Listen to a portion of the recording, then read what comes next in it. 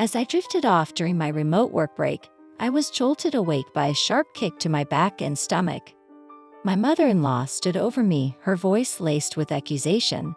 "Stop wasting time on that computer," she scolded. "You hardly work, you should be doing something useful like cleaning." Frustration bubbled inside me. "I'm not just playing around," I protested, trying to explain my remote work. But it seemed futile. She couldn't grasp the concept.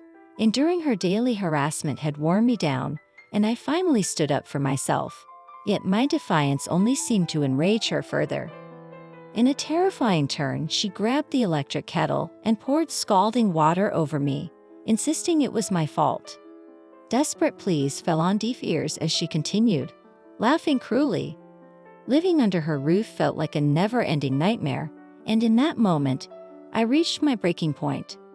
Just as I felt trapped, a familiar voice echoed from my computer. Confusion crossed my mother-in-law's face as she heard it, giving me a momentary escape. "My name is Cherry, and I'm on the brink of turning 30. I married Ken, my college classmate, and our bond was strengthened by our shared passion for design. Despite the stability of our marriage, I yearned for more financial freedom. So at 29, I took a leap of faith and started my own business." Ken's unwavering support surprised me. Instead of discouraging me, he embraced my decision wholeheartedly. His encouragement, along with his promise to work hard alongside me, filled me with newfound determination. His offer to connect me with his dad for potential work opportunities was the cherry on top. With his backing, I felt ready to pursue my passion and carve out my own path in the design world. Turns out my father-in-law is also in the design business, so we decided to ask for his help. He was a sales manager, but it wasn't a cakewalk. I worked tirelessly for almost no pay and had many days of repeat-needed proposals and revisions. Maybe I wasn't cut out for this independent thing. Don't say that. You just started. Don't give up, and someone will eventually recognize your talent. There were many times I voiced my insecurities to Ken, but thanks to his unwavering support, I was able to keep pushing forward. About a year after starting my own business, my father-in-law began to appreciate my work, and I started getting larger contracts, which brought in more money. Now we can live a little more comfortably. That's what I thought, feeling relieved. But then another issue arose. It was about my mother-in-law. "Cherry, are you doing well? You look so stressed out. Why don't you take a break and chat with me?" Lately, she found out I've been working from home, and she began visiting us frequently. It would be nice if she came over occasionally for a chat, but recently she's been coming over every day, and once she starts talking, she can go on for 2 to 3 hours. I don't dislike her, but at this rate, I can't get any work done. I appreciate your concern, but I have a deadline coming up. Could you maybe leave for today? Or you can relax here, whichever you prefer. I know I'm being a bit rude to my mother-in-law, but if I don't, I won't get any work done. What's that? Well, fine, I'll leave for today. My mother-in-law left without a fuss. Now I can work in peace. But because of this incident, I started receiving intense harassment from her. The next day, after seeing Ken off to work, I started my tasks as usual. I need to finish this project by the end of today. I was so engrossed in my work that I didn't notice the time passing. When I looked at the clock, it was already past noon. Time flies, I've been working too hard. Just as I thought of getting some lunch, the doorbell rang. Must be a delivery, coming without checking the monitor. I unlocked the door and responded, "Could I come in for a moment?" When I opened the door, my mother-in-law was standing there. She looked quite upset. "Maybe it's about yesterday. I'm coming in." Ignoring my confusion, she barged into the house. "I know I was rude yesterday, so I should apologize about that." I let her sit on the living room couch and immediately apologized. "I'm sorry about yesterday. What are you talking about?" When I apologized, she smirked with a hint of menace in her eyes. "That's fine." What a relief she wasn't upset. Relieved, I inadvertently let my guard down, showing a relaxed expression. It's a hassle if things get strained, so maybe I should just try to keep my mother-in-law in a good mood today. But the next moment she said something unexpected. "Well, I'm not upset about yesterday. I never thought you'd say such a thing to your mother-in-law. It's a bit much." "I'm sorry you are upset after all." I wanted to retort, but I held back. I just need to endure this for now. With that in mind, I continued to listen to what my mother-in-law had to say. "If you're so independent and working from home, are you even earning anything? If not, shouldn't you focus on housework? I'm earning a decent amount." "Don't lie.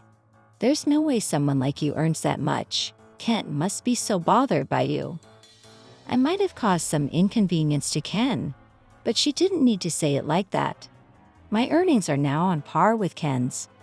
My mother-in-law, without any regard for my situation, hurled insults at me. If she just came to complain. I wish she'd leave sooner. Want to say something? Damn, my emotions must have shown on my face. I hurriedly fixed my expression. "No, not at all. I've decided to make you a proper wife. I'll train you. I'll come over every day, teach you cleaning, cooking, laundry. Everything. This is a nightmare. Even if I refuse, she'd probably force her way in. Might as well play along and hope she gets tired of it soon." "Understood. I appreciate it." "Oh, you're surprisingly obedient. Good. Well, I'll leave for today. See you tomorrow." That day, she seemed satisfied and left without any further issues. I wonder if everything's going to be all right. Feeling anxious, that night I discussed with my husband Ken about the possibility of my mother-in-law visiting us daily. "Hey, your mom came over today. She said she's going to train me rigorously in household chores every day." "Wait, what? It's nice of her to help, but I've got work too, you know. Every day might be a bit much." "I get it. I'll talk to Mom about it. Asking her to come every day is a bit much. Besides, you already do plenty around the house. There's not much more you need to learn." I knew I made the right choice marrying him. I thought he might coldly tell me to handle it myself, but his caring nature hasn't changed since the day we met. "Thank you." Feeling relieved by Ken's words, my anxieties were put to rest, and I drifted off to sleep. The next morning, right on cue, my mother-in-law arrived. "Good morning, you're early today." "Day early? It's already past 9. You've done some cleaning, haven't you?" "Well, not yet." "What have you been doing?" "At this rate, the day will be gone before you know it.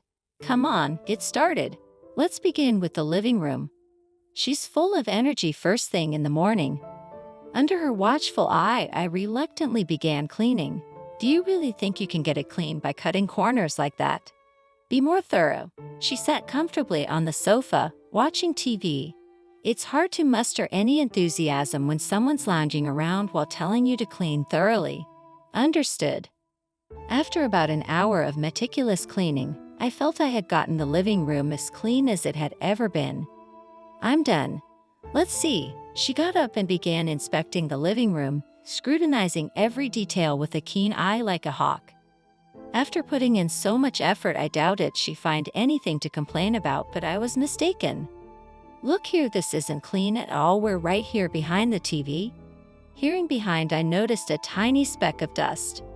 Really, she's making a fuss over that while. I thought it was trivial. She clearly didn't. You really can't do household chores properly, can you? You're failing as a wife. "I'm sorry, I'll clean it up right now." "Do it over, start from the beginning." Ordered to redo my work, I spent the entire day cleaning just the living room. At this rate, I'll never get any work done. She continued her visits day after day, and my time to work was getting pushed further into the night. Her criticism was getting worse. Worst of all, she never came on Ken's days off. "Hurry up after cleaning, give me a massage, then make my lunch." I was pushed to my limits both mentally and physically. I thought about asking Ken for help many times, but I couldn't bring myself to do it. I didn't want to burden him with more problems when he already had stress from work. One day, as usual, my mother-in-law came over, but that day I had an important meeting I couldn't miss. "Can I please ask for an exception today? I have an important meeting." "What's that about?" "It's a pitch for a large contract. It'll be over by the evening." This meeting was for a project with my father-in-law's company. If we clinched it, we'd earn a significant amount. Failure wasn't an option. After begging and pleading, she allowed me to attend the meeting. That concludes my proposal. I like it, it's a good design. Lost in the heat of the discussion, I forgot about the time. Glancing at the clock, it was just past noon. I think it's a good proposal too. Let's take a short break. Feeling relieved, exhaustion washed over me. I hadn't been getting much sleep lately, and I thought a quick nap might help. I have been sleeping well lately, so I thought I'd take a short nap. Deciding this, I laid my head down on my desk and started to nap. How long had I been asleep? I wasn't sure, but suddenly I felt a sharp blow to my back. What you're sleeping was your work. Just a lie. Parasite, get out of this house right now. Wait, that hurts. Please stop. Shut up, Parasite. My mother-in-law kept hitting my back and stomach over and over. Why did I have to endure such cruelty? Then the next moment, hot, what are you doing? Stop, help. This is what parasites deserve. Did you know bugs calm down when you pour boiling water on them? Having boiling water thrown on me, I instinctively jumped up from the chair. Looking at my mother-in-law, she held an electric kettle in her hand. Please stop it. Isn't it your fault? Well, have you learned your lesson? No matter how much I pleaded with her to stop, she just laughed and kept pouring the boiling water. I'm at my limit with someone like her. No matter how many lives I had, it wouldn't be enough. I thought I needed to punch her and stop her right then and there. Then from my computer, I heard a familiar voice. Hey, what the hell are you doing? Wait, what's happening? Hearing that voice, my mother-in-law's face quickly turned pale. Oh right, I forgot to turn off my camera before the break. My father-in-law must have seen everything. Don't move from there. In a cold, angry voice, my father-in-law spoke to my mother-in-law. She trembled with fear and froze in place. A hellish punishment awaited her afterward. Why is my husband on the screen? I had a meeting with your husband's company today. Why didn't you tell me such an important thing? My mother-in-law, who had looked pale a moment ago, now shouted at me with a red face. It's not my fault. You didn't know. We argued back and forth for about 30 minutes when the doorbell rang. Yes, it's me. Can you let me in? On the monitor, my father-in-law's face appeared. He was smiling, but his eyes weren't. He actually seemed pretty angry to me. Who's that? It's your husband. No, tell him to leave. You can't just ask him to leave like that. If anyone should leave, it's you, I defiantly said to my mother-in-law as I tried to open the door. I don't think so. Opening the door, my father-in-law walked in. Though older, he was quite robust. I had heard he used to be in the wrestling club and still occasionally did weight training. Long time no see, Cherry, but I mean, we just had a remote meeting a little while ago. Yes, by the way, what happened? I mean, the meeting, that's not an issue. I've been separately communicating with the person in charge during the meeting. I think your proposal will be adopted, so I told them it's fine to cancel today's meeting. That's a relief. Now I can continue with my work. But why did he come? He looked so angry that it seemed the meeting was canceled because of something serious. I'm really grateful for the job opportunity. But why did you come all the way here today and even cancel the meeting? As I asked my father-in-law this question, he gave me a brief smile and then proceeded to walk over to my mother-in-law. The next thing I knew, he delivered a fierce kick to her stomach. I came here today just for this. Thanks to the camera Cherry left on, I saw everything that happened. He grabbed my mother-in-law's hair, pulling her up violently after the blow she received. She looked like she was struggling to breathe. Hey, what do you think you're doing? He followed up his words with a solid punch to her face. Blood gushed from her nose. I'm sorry, what was that?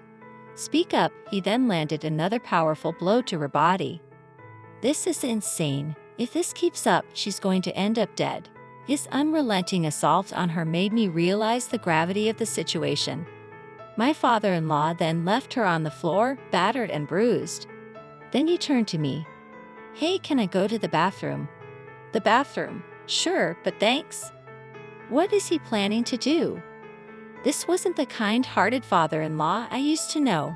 His demeanor was so terrifying that even I felt fear. If I were to refuse him, would I become his next target? Such intense anger radiated from him, it was palpable. Hey, let's go. Hurry up, jerk. Grabbing my mother-in-law by the collar, he dragged her toward the bathroom. He filled the tub with water and, without even removing her clothes, threw her in. Wait, what are you doing? What do you think? It's bath time. You can't be serious. She no longer had the spirit she did when she used to badmouth me. She was trembling with fear, expecting another bout of violence from my father-in-law. Her legs were shaking like a newborn fawn's would. "How's the water? Nice and warm, right? I'll make it even better for you." Saying this, he turned the water temperature up to its maximum. "Stop, please. I will never do anything like this again. Forgive me." "I think you're apologizing to the wrong person." "I'm so sorry," she pleaded desperately, crying her eyes out. Despite her apologies after everything she had put me through, I couldn't easily forgive her. "Well, you going to forgive her?" Without saying a word, I just shook my head. Seeing that she looked utterly defeated, too bad. With that, he began pouring the scalding water over her again. "Stop it, please.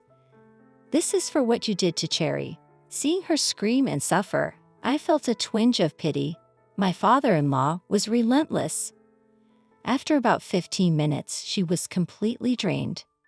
"That's enough. All right, looks like Cherry has forgiven you. Anything to say?" "I'm so sorry." Hearing her apology, he roughly pulled her out of the tub. I was relieved he wasn't against me.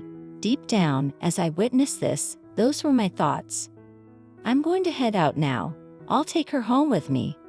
"I'm so sorry, so sorry." Her face was swollen from the beating and her entire body looked like it had been scalded. I didn't have to take any revenge because he did it all for me. There was just one thing I wanted to say. "Thank you for helping. I truly appreciate it. And to you, may I say one thing?" "Of course, what is it?" "Please never set foot in this house again. I never want to see you. It all may have started when I told you to leave today. I used to endure your daily mistreatment out of guilt. But what you did to me today was nothing but violence. If you ever think of reporting him to the police, I'll report you too. Just remember that." "I understand. I promise I won't do anything." Finally, it was over. The two of them left, apologizing until the very end. Finally, peace would return to my life. Still, I never imagined my father-in-law would go that far. He must have been incredibly angry with her. I need to make sure my husband never does anything like that to me. That night, I told him everything that happened. "Your father showed up out of the blue and beat up your mother." "What? Dad did that?" "After she kicked me and poured boiling water on me. It all got captured on a camera set up for a meeting. My father-in-law saw it and came over." "Sounds just like Dad." "What do you mean?" "Dad has always hated seeing the weak getting bullied. He'd get really mad, whether it was a man or a woman. I got yelled at a lot by him. He believed in giving back as good as he got. Once when I was in elementary school, I carelessly tore up a girl's textbook. Dad gave her my textbook and some of my favorite comics and told her to rip them up in front of me. Ever since then, I felt like I couldn't do anything bad with him around." "Ah, I see. So he's always been a justice-driven person. So that's why he did the same thing to her that she did to me. It all makes sense now." About a month later, my in-laws split up. I've heard my mother-in-law is now living solo in a budget-friendly apartment. My husband tells me she's feeling sorry for how she treated me and wants to say sorry to me every day. But for me, I'm not interested in reconciling with her. I don't need her apology, and frankly, I don't even want to see her. With a baby on the way, I've got more important things on my plate. Moving forward, we're focused on building a happy, peaceful family of 3.